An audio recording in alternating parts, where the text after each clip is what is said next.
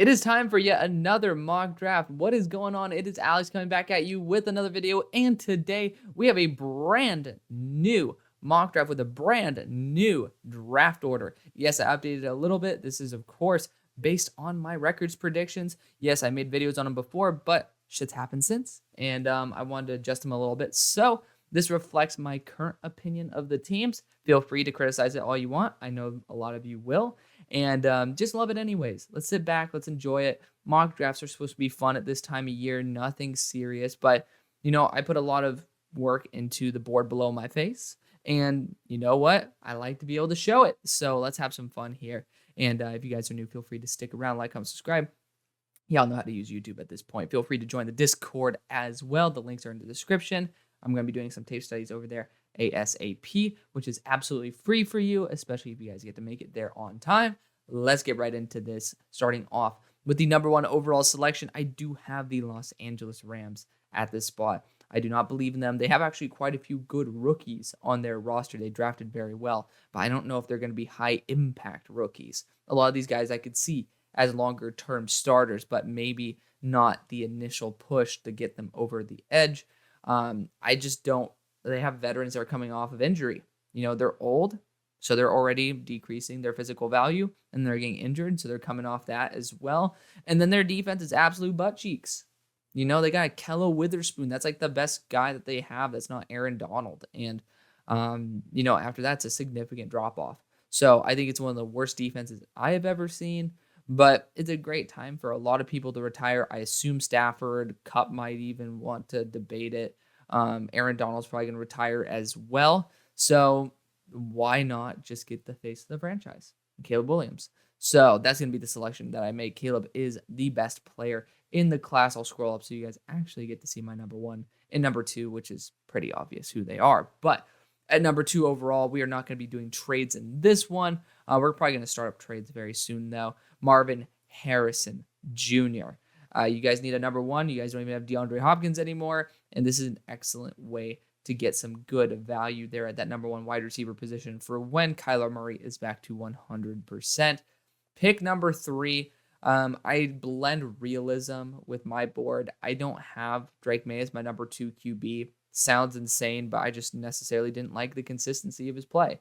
And his high-end play is awesome, but, I feel like consistency matters a little bit more than just overall high ceiling play, which is probably why I like guys like Brock Purdy. But Drake May is going to still be the selection. At this point, he's still on an ascension, and I'm going to give him credit where credit is due.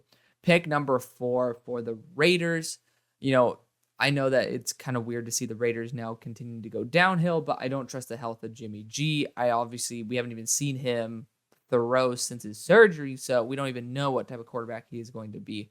But if they are at this point, it's a weird spot. It would be one where I debate trading out of, but I think Kool-Aid McKinstry is going to be your best return on investment. Wide receiver-wise, I think they're fine. Edge rusher, they obviously just invested in that position. Tackle-wise, I don't think that that's the huge need, and I don't think tight end is either because they just invested in Michael Mayer. This is a spot where I would debate trading out of if I did have trades in this, but for the fact that I don't, we're going to be going Kool-Aid McKinstry out of Alabama. He is a top-tier corner. He is number 9 on my board, so this is well within the range of acceptability. He is an amazing player. And, I feel like his balanced approach to the game allows any DC, because I feel like they're going to gut most of the staff on this team. It's going to be really good for whoever wants to come in, step in. They have somebody that they can mold into whatever the hell they want. Pick number 5 for Green Bay. I'm looking at Olu Fashanu. I'm looking at Joe Alt. Brock Bowers used to be the selection before the draft, but of course they went after 2 tight ends. You could even see them start developing an edge rusher, but they just drafted one in the first round. I don't know why I keep bringing that up every single time. I'm like in pre-draft mode.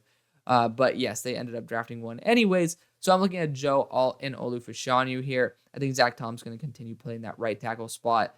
And Dave Bakhtiari has just been way too unreliable. I think Joe Alt is a perfect Packer, and he's going to be the guy who I trust to step in and play. I'll scroll down a little bit so that y'all get to see a little bit more on my board. Pick number 6, it's between Olu Fashanu and Brock Bowers, but we all know at this point, the top 6 is fairly, or like 5 of the top 6 is kind of already known. 4 of the top 6 are known. Arguably 5 with a tackle, just depends on which one you like more. Regardless, at pick number 7, this could end up being an edge rusher pick. The best idea would be to go after a corner at the spot, and it still might be exactly what I do. We just went after a wide receiver. I think the edge room will end up being fine. I think there's, I would say, 2 top tier corners in this class. And I mean, again, you guys get to see it based on my board. There's 2 top tier corners in this class, and there is a little bit of a fall off after them. And I still need to bring Dwight McLaughlin into my ratings as well. But regardless, Kalen King is going to be the selection here. I think DB is just so crucial for this team. They've been looking for it since Patrick Peterson, and I think I owe it to you guys at a minimum. Pick number 8, if Olu Fashanu is here, we're taking him. I don't care who else is on the board. Left tackle is going to be a huge need for this team, and you guys like developing guys who have a lot of tools, and it's a good spot. It's a really good spot for Olu to go. Pick number 9, you guys already know that I'm probably going to be targeting an edge rusher here. I have a solidified top 3, which I'll scroll down there now.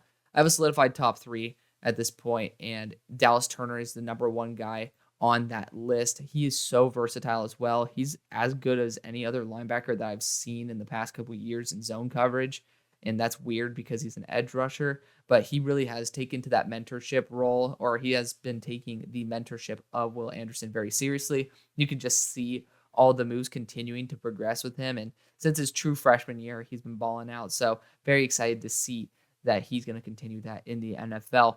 Pick number 10, I'm going to be going for a little bit of a curveball here, but I usually go for him anyways. Usually the Giants aren't this high, but I'm going to be going Johnny Wilson. I think he is one of the best wide receivers I have ever studied. Reminds me a lot of Drake London, but worse hands and just better routes, which is not easy to say because Drake London is an amazing wide receiver, but Johnny Wilson is special at 6'7", 240 pounds. This guy moves like a normal receiver. He runs routes better than Xavier Worthy, and he's pretty much 100 pounds heavier. So this guy is just a freak show. I think that you kind of have to take a swing on someone like that. When you're building a solidified wide receiver core, you do need that big X receiver. You got Jalen Hyatt in there as that future option as well to complement Johnny Wilson in terms of deep threats. So very excited about that. Pick number 11 for the Colts. So the Colts, this is a weird spot. I would even look at Jeremiah Trotter at this point. There's the left tackle market now is kind of mid. Like, we have a lot of really good right tackles and not very much at the left. Graham Barton's the next left tackle that I would consider, and he's probably going to end up being a guard anyways. I would look here in this edge room for sure. Yannick Ngakoue, speaking of, was one of those guys that they used to bring in. Obviously, I don't believe he was there last year, but he is somebody, like, they've been outsourcing to get extra help on that edge rushing room. I don't think that's a bad idea at all to go after someone like Jared Verse or end up going for a little bit larger like Braylon Trice. I think it's way too early to go a guard. Quarterback, they're great. I think they're set for the future. I have them here at 11 because this JT situation, this does factor it in. Running back is way too early. Obviously, if they don't want to pay a running back, they're not going to be paying the price premium of a number 11 overall pick. Wide receiver wise, I think they're great as well. They could take one extra dude, but I don't think that Emeka Ibuka would fit that mold. Then we look at the defense corners. Like, looking at my third best corner, it's Denzel Burke. Feels a little bit early, but I don't think it's out of the question. Like, linebacker, you could certainly stick a guy in here like Jeremiah Trotter, but I feel like this team's good in the second round at doing that. It's a very awkward spot. So again, this is a spot where I would personally trade out of if you can, but I'm just going to go after the best return on investment, and that's at the edge position. I don't think, again, it's a huge need, but I think that if you're able to grab somebody like Braylon Trice, who's 270 and is just an absolute menace, and he did it with a club on his hand, so he's not even been able to show out what he can do at 100%. It's just worth taking a shot on, and very versatile as well. He's somebody who's going to play plenty of roles there, and especially in your division when you're going to be having, like, obviously the Titans are a big run team, so you need somebody who can seal the edge versus the run. And then the Jaguars are getting better and better. And then the Texans, they're continuing to ascend. So you need to continue matching step for step with what they're doing. And Braylon Trice is exactly that guy who could at least, put pressure on the quarterback every single play and help stuff the run as well. Pick number 12, Jared Verse is tempting, but they went after Isaiah Foskey in the last draft. I don't think Jeremiah Trotter is out of the equation. This was formerly the team that won their division, and they just slipped out because in division, they ended up losing one more game than the Falcons did. It is what it is. But looking at it, guard could be a move that they go after. I don't think they do it at pick number 12. Tight end would be great if there were guys who are worth that selection. So I think I'm going to actually go after Emeka Egbuka at this point. So I think he's a great compliment. Obviously, former teammate of your number one wide receiver. Well, Michael Thomas. Well, actually, you have 3 Ohio State wide receivers now. Because Michael Thomas, also formerly a number one or Ohio State receiver. But we're talking about Chris Olave here. Chris Olave and Emeka Egbuka would be a great combination. And then Michael Thomas is there as well. I don't think that wide receiver is a killer need because I actually really like Rashid Shaheed. But you can't ever get mad for continuing to upgrade. Quarterback's another position you could target with Joe Milton, but I feel like this team isn't the type to spend a first and a quarterback, and I might be wrong on that, but usually I think I do end up going after a quarterback for this team anyway, so nice little change of pace. So we'll scroll down a little bit as well, because now we are past my top 10. Pick number 13. So the Titans at this point, I think you want to continue developing the O-line because that right tackle spot with Nicholas Petit-Frere not necessarily fully locked down. You could look at some defensive positions here, but I think with Arden Key in the building, you don't need to go after someone like Jared Verse. And I personally would want to develop an offensive tackle here. And I think the upside of Amarius Mims is ridiculous. I have Taliese Fuaga higher, but I think Amarius is just naturally the better tackle. But it is a Georgia tackle. So I'm going to take one different swing. This guy has been rising up my board as well. It's Kingsley Sua-Mate'a. So my big issue with him was his athleticism, and he dropped 15 pounds of pretty much pure fat. You could just tell by looking at his picture from before to now. I think this guy's going to be a huge riser, and you're now going to be able to have Peter Skoronski at guard, Andre Dillard at left tackle. I want Ferrer to be more of a rotational guy. I don't trust the consistency that he plays with. And he could actually end up being the left tackle because that's where he played last year at Ohio State, or his last year at Ohio State. So I'm going to be going Kingsley here rather than going after the QB route. At pick 14, if the Falcons are sitting here, Jared Verse is the very tempting option, but they like to, based on their offseason moves, they've been looking at guys who are over that 260 to 270 range. And it still pisses me off that he's not included on this, but I think I'm going to take a shot on Joe Milton at this point. So it's not Michael Penix, it's Joe Milton. This team is really, really damn good. And I feel like the one guy who could change it is maybe someone who has a 70-yard cannon who has improved exponentially since his time at Michigan. Just seeing the very limited tape from last year that he had, especially versus Clemson, that's a top defense. He was able to pick them apart and, just watch the game yourself. He does have some major improvements to make, but he has made huge leaps and bounds. This guy can throw over 90 yards. Does that mean anything? No, but on a 75-yard pass, he hit the receiver in the hands. So I was seeing that at least he can put it in a catchable spot at very large range. I think people are sleeping on him at this moment because of what he was, not who he is. Pick number 15. So I'm debating going Jared Verse here and just continuing to load D'Amico Ryans up with edge rushers. That sounds like a really fun thing to do. Defensive interior would be great as well, but personally, I think just going after a top-tier player like Jared Verse is kind of worth it because I realized that he was the one guy from my top 10 that I had yet to select. So we still got 2 guys from my top 12, but I doubt that I'm probably going to take them anytime soon. The Steelers are going to be, you guys know, once I see the Steelers here and I see Amarius Mims, I'm taking him in a heartbeat. Right tackle is going to be one of our big positions of need for the long run, and this guy has already played with our star left tackle, so good for us. Pick number 17, this is also a squad that could be looking for an upgrade at left tackle, but not really a left tackle to be found.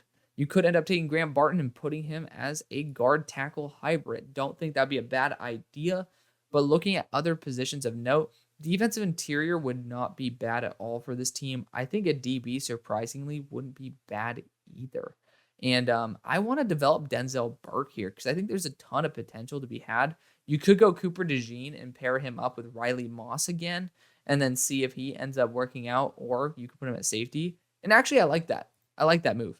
He's going to run crazy speeds. I don't like his maneuverability. I have him much lower, but as a pure safety, I think that he could definitely be worth a first-round selection, and it makes logical sense. You already have instant chemistry with another corner on your team, and if you end up moving DeJean to safety, then you actually have even more synergy because they could be actually working in tandem on the same side, and then having him with Justin Simmons would be ridiculous. So I would love to see that. Just kind of taking this pick on just more of a wish than anything. The Dolphins, I can see them going Jeremiah Trotter here, but I actually think they want to use Jalen Ramsey as much as possible to give them as much hope as they can for Denzel Burke. And as long as he's healthy, he's great. He continued to improve last year during that game versus Georgia. He really did look like a first-round selection. So good for him. I really hope that he gets back to his original form, or at least continues the way he was last year. Pick number 19 for the Niners. Sounds really early. It's really not. I'm going to be going a right tackle here, and Monheim's not going to be selected. So it's not Monheim. It is going to be Taliesin Fuaga, my number 1 right tackle in the class out of Oregon State. This guy is a freak. He's a menace. And speaking against USC, he was just, that game was telltale. He really was able to match step for step with Tuli Tuipulotu, who I gained a lot of respect for over the offseason. Pick number 20. I mean, the Vikings always like the linebackers I like, so I might as well just select one of Jeremiah Trotter for them. But in all actuality, if they're sitting here at 20, they could be looking at an upgrade at QB like Quinn Ewers.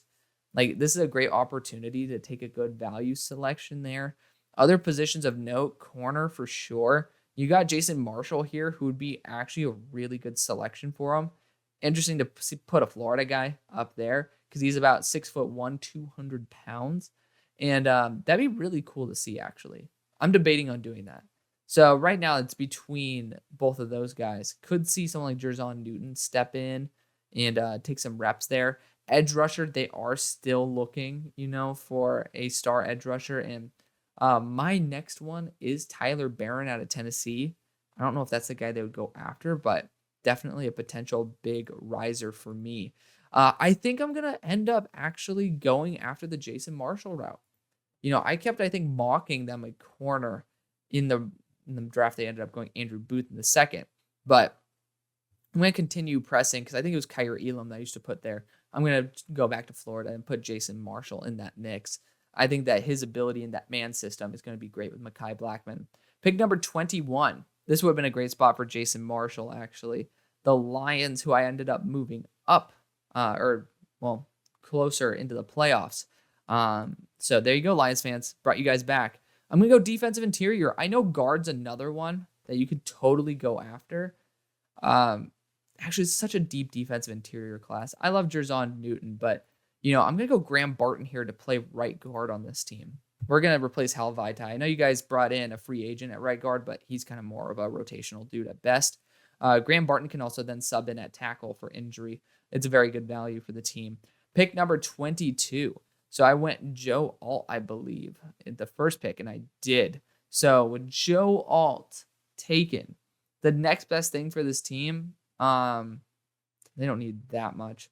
I mean, I would debate QB. If they're sitting there at 5, they would probably be open to taking a QB. Quinn Ewers is worth at least being the project kid on this squad. They're not ready to win right away, so I think I'd be willing to take a shot on somebody who was one of the best recruits. Pick number 23 for the Chargers. I'm debating on Jeremiah Trotter here. I know they brought in Eric Kendricks, but, they could always continue to improve, and I love Jeremiah Trotter. I hate that he's on the board, but I'll scroll down a little bit for y'all as well. I think Jerzon Newton getting finally somebody there on the defensive interior probably is going to be your best return on investment.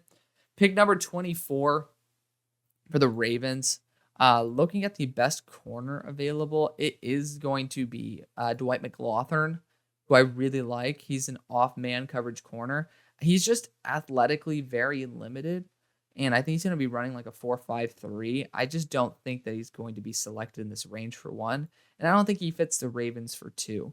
So I would be looking at defensive interior, and I hate doing this to myself, but I'm going to get a high upside player here in Tyreek Williams, who's 330 pounds, an absolute menace.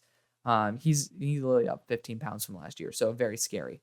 Pick number 25 for the Bears. We ended up going after Dallas Turner. I am a huge believer in the Carolina Panthers this year, hence why I have them up so high. But we could end up, let's see what we could go after. Tight end wise, this is a good range for another tight end. I think they ended up giving Cole Kmet a deal. I am pretty sure about that, but I wouldn't count it out to go after another weapon.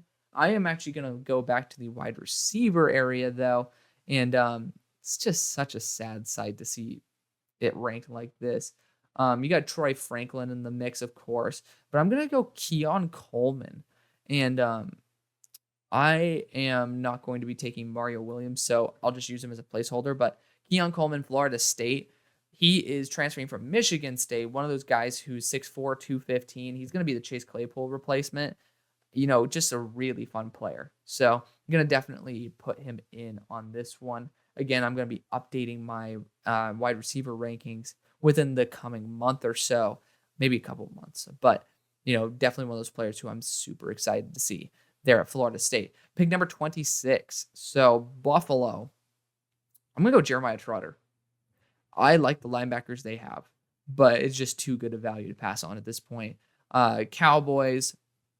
Now, I'm not going to go after a running back. I think they're more in that value tight end range. So, RIP to the Outlook email coming in and just screwing over my vibe. But it's actually TB12 to be funny. But I think Tommy Eichenberg is going to be the right move.